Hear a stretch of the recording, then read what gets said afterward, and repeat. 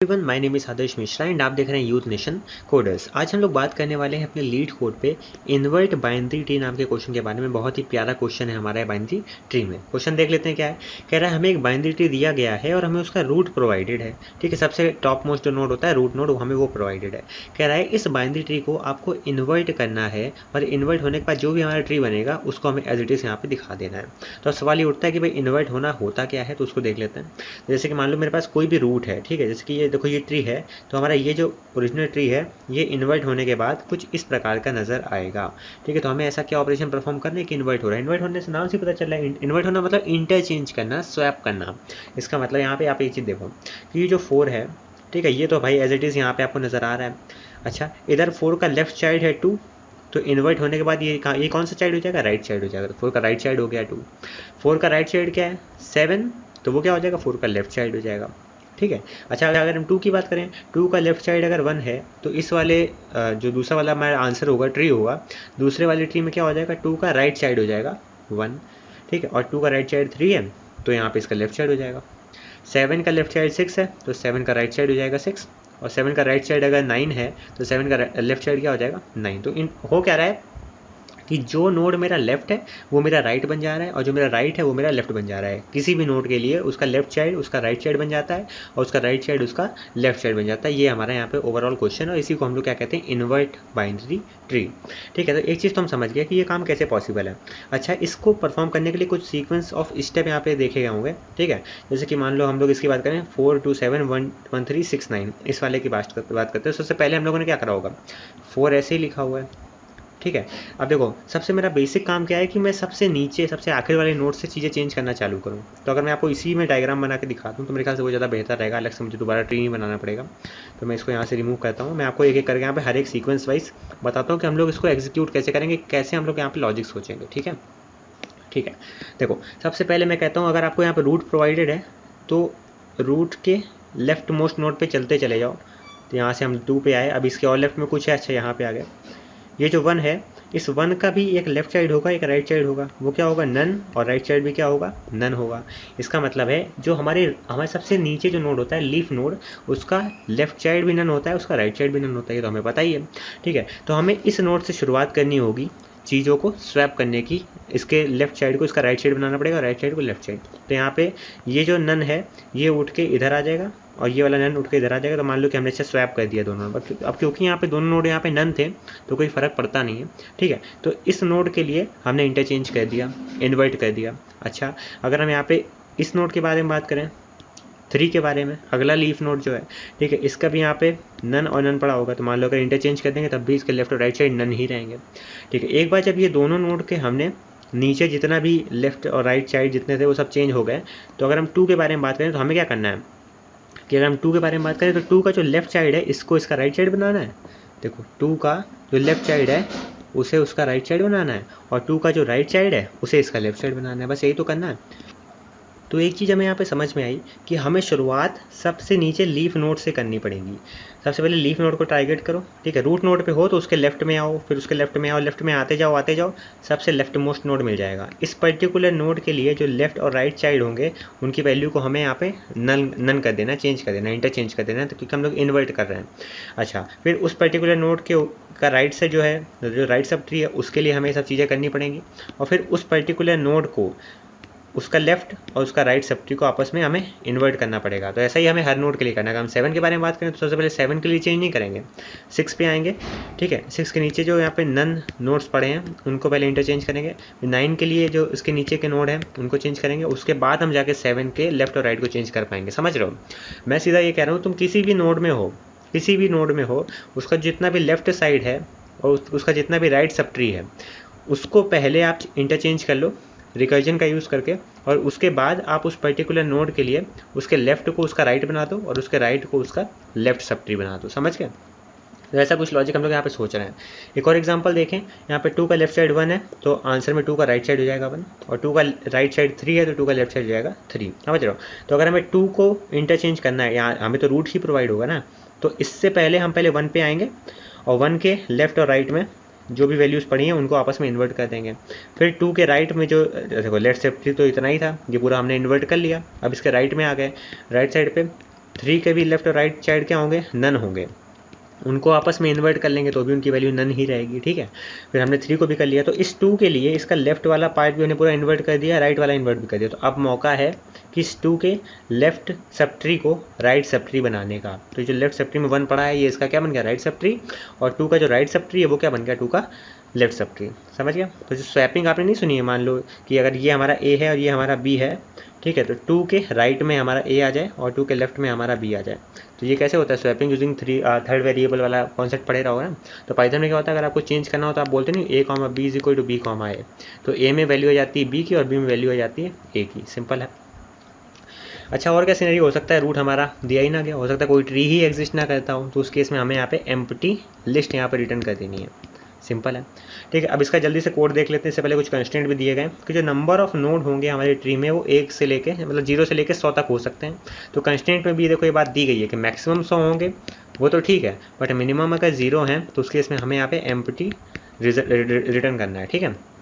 Note की values positive भी हो सकती है, निगेटिव भी हो सकती हैं, बट एक्जैक्टली हमें कोई मतलब नहीं है नोट की वैल्यूज से, हमें सिर्फ नोट्स को इंटरचेंज करना है आपस में। तो यहाँ पे 2 अप्रोच देखेंगे। पहली है रिकर्सिव अप्रोच। तो रिकर्सिव अप्रोच में यहाँ बोला गया है कि कोई एम्प्टी ट्री है उसका इन्वर्स जो है हमेशा क्या होता है, एम्प्टी होता है। अच्छा, इससे पहले यहाँ पे आप देख सकते हो, यहाँ पे ऑब्जेक्ट ओरिएंटेड प्रोग्रामिंग का यूज़ करके इन लोगों ने यहाँ पे ट्री नोड की एक क्लास यहाँ पे डिफाइन करी हुई है, ठीक है। इसमें हर एक नोड की कुछ एक वैल्यू होती है, लेफ्ट होता है और राइट होता है, ठीक है। तो इसके लिए अगर आपने ऊप्स वाली प्लेलिस्ट ना देखी हो तो देख सकते हैं बटन पर क्लिक करके। बाकी कोड पे आते हैं।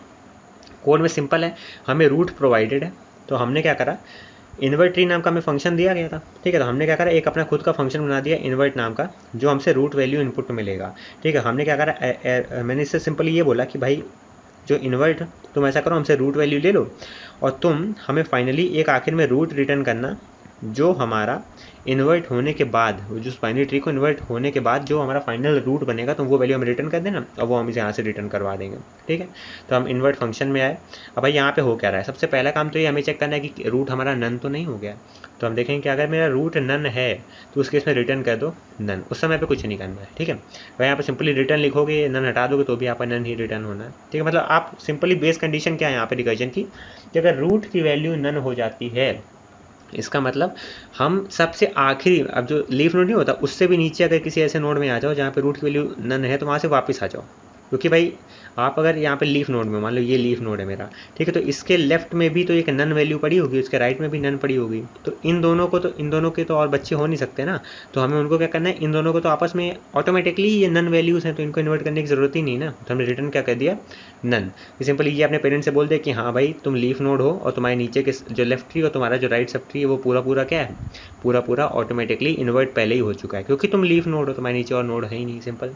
तो उसके से हमें बताना पड़ेगा कि हाँ भाई लेफ्ट साइड से हमें एक आंसर देना पड़ेगा अपने इस नोड को कि भाई लेफ्ट साइड पे कुछ नहीं पड़ा है, और राइट साइड से आंसर देना पड़ेगा कि वहाँ भी कुछ नहीं पड़ा है। या फिर सिंपली आप इसको इस तरह से बोलो तो लेफ्ट साइड से ये कंफर्मेशन देगा हमारे किसी भी नोड को कि उसके लेफ्ट सब ट्री में इन्वर्ट हो चुका है, उसके राइट सब ट्री में इन्वर्ट हो चुका है। तो वही है कि भाई हमने क्या करा, हमने बोला कि हमें कोई भी रूट दिया होगा हम उसके बिल्कुल लेफ्ट में जाते रहेंगे तब तक हम अपने इस फंक्शन को कॉल करते रहेंगे, ठीक है। तो हमने बोला इस फंक्शन को रूट का लेफ्ट में कॉल करते जाओ, एक समय ऐसा है कि सबसे लेफ्ट नोड पे आ जाओगे, सब लेफ्ट मोस्ट नोड पे सबसे ज़्यादा, ठीक है। उसको हमने बोल दिया भाई वो लेफ्ट सब ट्री है। अच्छा, उस पर्टिकुलर नोड के लिए राइट में चलते जाओ। तो मतलब अगर आप किसी इस नोड के बारे में बात कर रहे हो तो उसके लेफ्ट मोस्ट जो नोड होगा उधर आ जाओगे, और अगर राइट वाला जो नोड होता है वो उधर आ जाओगे। लेफ्ट वाला जितना भी आपका ये नोड है सबसे आखिर में वो आपका स्टोर हो जाएगा लेफ्ट सब ट्री में, और इसका राइट वाला जितना भी सब ट्री है वो आपका किस में आ जाएगा, राइट सब ट्री में आ जाएगा, इस नाम के वेरिएबल में आ जाएगा। अच्छा, अब आपको करना क्या है, जो आपका नोड का लेफ्ट साइड है उसको राइट बनाना है और राइट वाले को लेफ्ट बनाना है। तो वही यहाँ पे लिखना है कि जो रूट होगा उसका लेफ्ट क्या बन जाए, राइट सब ट्री, और रूट का राइट क्या बन जाए, लेफ्ट सब ट्री। सिंपल है ये सब। अब देखो ये ऐसे रिकर्सिव कॉल होती रहेंगी। इसको आपको क्या करना पड़ेगा, कॉपी में बना के देखना पड़ेगा, ठीक है, कि किस तरह से हमारा ये पूरा कोड चल रहा है। इसको अगर आप कहो तो मैं इसको एक बार चला के उसमें दिखा दूँ। ये वाला जो इनपुट था हमारा 213 वाला, चलो इसी पे चला के दिखा देते ताकि आपको यहाँ पे एग्जीक्यूशन नज़र आए। तो मेरे ख्याल से आपको यहाँ पे सोल्यूशन विंडो नज़र आ रही होगी इसकी। तो मैं एक लाइन आपको यहाँ पे एग्जीक्यूट करके जल्दी से दिखा देता हूँ। एक छोटा सा बाइनरी ट्री लेते हैं ताकि आपको पूरा ओवरऑल आइडिया हो जाए कि हो क्या रहा है, ठीक है। देखो हम लोग यहाँ पे क्या करेंगे, सबसे पहले रूट, मान लो हमारे पास कोई ट्री है 2, इसके लेफ्ट में पड़ा है 1, इसके राइट में पड़ा है 3, हमें इसको चेंज करना है। कैसे चेंज करोगे, रूट हमने भेजा, रूट इधर आया, क्या रूट नन है? ऐसा तो नहीं है भाई, उसमें 2 वैल्यू पड़ी है। ठीक है, तो ऐसा करो, रूट के लेफ्ट में फंक्शन कॉल करो। ठीक है, तो हमने क्या करा, एक हमारा स्टैक होगा, वो मेमोरी होगी हमारी स्टैक वाली। ठीक है, उसमें क्या बोला कि हमने अपना इन्वर्ट फंक्शन कॉल किया था रूट के लिए, तो वो इस लाइन पे आया एंड देन उसके बाद हमें एक और फंक्शन को कॉल कर रहे हैं। तो अभी हमने जो है ये अभी फंक्शन कॉल, अभी इसको एग्जीक्यूट होना बचा है, बट अभी हम दोबारा एक फंक्शन कौन सा कॉल कर रहे हैं, इन्वर्ट फंक्शन इसके लेफ्ट के लिए। तो इसके लेफ्ट में क्या पड़ा है 1, तो हमने 1 के लिए वो फंक्शन दोबारा कॉल करा। तो ये जितनी भी चीज़ें थी अब ये रुक गई हमारे रूट के लिए, और अब हम दोबारा से ऊपर आ गए। ठीक है, हम दोबारा इस लाइन पे आए कि हाँ भाई अब इस बार हमने 1 के लिए कॉल करा है, तो क्या रूट मेरा नन है? ऐसा तो नहीं, इसमें तो ये 1 को पॉइंट आउट कर रहा है, मतलब उस नोड को पॉइंट आउट कर रहा है, इसमें वैल्यू 1 पड़ी है। तो हम लोग क्या करेंगे, तो यहाँ पे कहेंगे कि भाई ऐसा करो, रूट के लेफ्ट में अभी भी जाओ, दोबारा रूट के लेफ्ट में जाओ। तो अब क्या होगा कि हम लोग इस वाले कॉल पे थे अभी, और हमने क्या कहा दोबारा से रूट के लेफ्ट में जाओ, मतलब अब 1 के लेफ्ट में क्या पड़ा है, नन पड़ा है। तो यहाँ से हम यहाँ इसके आई के लेफ्ट में, मतलब हमने नन के लिए एक बार कॉल कर दिया। ठीक है, अब नन के लिए जब कॉल करेंगे तो दोबारा फंक्शन को दोबारा कॉल होगा। यहाँ पे कह रहा है क्या रूट नन है? बिल्कुल है, तो रिटर्न कर दो नन, तो नन आ गया। अब जैसे ही यहाँ से वैल्यू हमें रिटर्न करेगा नन, तो हमारी नन किस वैल्यू के लिए मिली है? इस कॉल के लिए ना। अब ये कॉल करी किसने थी? इस लाइन पे थी, ये वाली लाइन पे हमने ये कॉल करी थी। अब इसका आंसर हमें क्या मिल गया? नन मिल गया। तो लेफ्ट सब ट्री में आंसर क्या आ गया? नन आ गया। ठीक है, ऐसे ही फिर हम क्या करेंगे, अब हम इस वाली कॉल पे ना टॉप मोस्ट, वो जो वाली कॉल थी वो पॉप आउट हो गई, निकल गई स्टैक से। ठीक है, मतलब इसके लिए आपको रिकर्जन का थोड़ा बेसिक तो आना ही चाहिए। फिर अगर हम इस नोड के बारे में बात करें कि हमने 1 के लिए कॉल करा था, तो ये लाइन चल गई 1 के लिए। अब 1 के लिए ये वाली लाइन चलानी है। ये क्या कह रही है कि उसके राइट में जाओ, राइट में जाओ, तो 1 के राइट में तो वहाँ भी नन पड़ा हुआ है, तो मैंने दोबारा इस फंक्शन को कॉल करा नन के लिए। क्या रूट नन है? बिल्कुल है, रिटर्न करो नन, तो नन मेरा दोबारा रिटर्न हो गया। ठीक है, तो मेरा यहाँ पे लेफ्ट सब ट्री की वैल्यू क्या थी?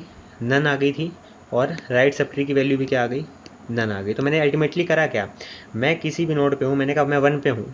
ठीक है, मैं अगर 1 पे हूँ तो मैं 1 का लेफ्ट चाइल्ड जो है, मतलब 1 का जो लेफ्ट में जितना भी सब ट्री है उसको लेफ्ट सब ट्री नाम के वेरिएबल में रख रहा हूँ, और 1 के राइट में जितना भी सब ट्री है मैं उस सबको राइट सब ट्री नाम के वेरिएबल पे रख रहा हूँ। सिंपल, मैंने इतना ही तो करा है, और कुछ करा ही नहीं है। ठीक है, अच्छा ये दोनों हो गया, तो मुझे करना क्या है, 1 के जो लेफ्ट में है, मतलब मैंने कहा रूट के लेफ्ट में, मतलब इस 1 के लेफ्ट में राइट सब ट्री रख दो। राइट में नन पड़ा तो नन इधर आ गया, और रूट के राइट में क्या रख दो? Left subtree, left subtree none था, ये हो गया, ऐसा हो गया। ठीक है, अब हमने क्या करा, ये हो गया। अब हमने कहा रिटर्न रूट, रिटर्न रूट मतलब हमने 1 को रिटर्न कर दिया। अब 1 को रिटर्न करा तो हमारा ये वाला जो कॉल था ये यहाँ से ख़त्म हुआ होगा। ठीक है, और 2 के लिए हम कौन सी लाइन पे हमने कॉल करा था? इस लाइन पे ना।